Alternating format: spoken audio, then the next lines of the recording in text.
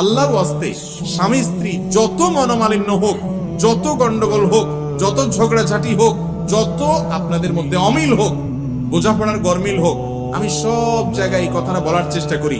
যারা বিবাহ করেছেন তারাও মনোযোগ দিয়ে শুনেন, যারা বিবাহ করবেন ভবিষ্যতে এখনো করেন নাই তারাও মনোযোগ দিয়ে শুনেন। আল্লাহর ওয়াস্তে মাথা গরম করে তালাক দিবেন না।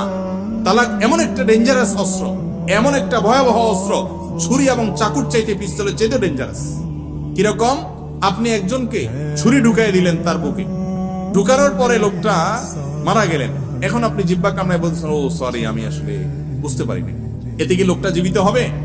ঠিক একই ভাবে আপনার স্ত্রীকে রাগের মধ্যে মাথা গরম করে আপনি তালাক দিয়ে দিলেন। অনেক লোক ফতোয়া দেয়, যারা আলেম তো না, অনেক সময় মুসলমান কিনা সন্দেহ, তারা ফতোয়া দেয় রাগের মাথায় তালাক দিলে কি হয় না? তালাক হয় না। আমি বলি তালাক কি কেউ মহব্বত করতে করতে দেয়?